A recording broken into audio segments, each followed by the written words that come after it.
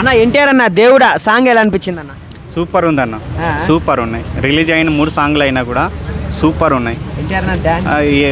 Dance అంటే ఇంకా చెప్పొద్దు. ఇంకా నువ్వు ఎవరు చిన్న 6 ఏండ్ల పిల్లోడి నుంచి 60 ఏండ్ల ముసలోడి వరకు అడుగు, ఆయన గురించి డ్యాన్స్ కానీ పర్ఫార్మెన్స్ కానీ ఆయన ఎంచుకునే కథలు కానీ పర్ఫెక్ట్గా ఉంటాయి. సూపర్ అన్న, ఇంకా అసలు మన కళ్ళ తిప్పుకోలేము అంత బాగా డ్యాన్స్. సూపర్, ఇంకా దేనికి దానికే డ్యాన్స్ మాత్రం ఇరగదీసిండు. స్టోరీ కూడా బాగుంటుంది, సూపర్ హిట్ అయితే. రాజమౌళి సినిమా తర్వాత ఫ్లాప్ అవుతుంది అందులో ఒక రూమర్ ఉంది.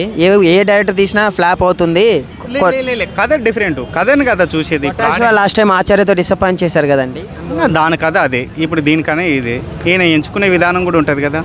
సీనియర్ ఎన్టీఆర్ ఎలా తాతకి దగ్గర వచ్చిన సాంగ్స్ని బేస్ చేసుకొని ఎంతవరకు కలెక్షన్ చేస్తుందని మీ ఎక్స్పెక్టేషన్ ఏముంది దేవరా మీద?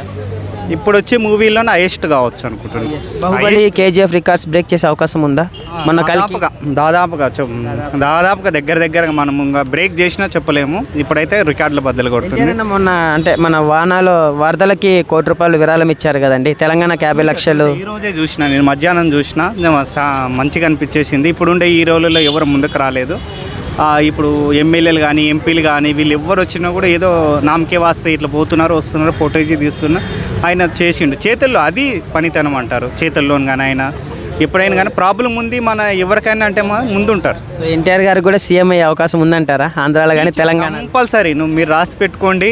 ఆయన ఇప్పుడు కాదు ఇంకా 20 సంవత్సరాల తర్వాత అయినా కూడా సీఎం అవుతాడు, 10 సంవత్సరాలు వెళ్తాడు.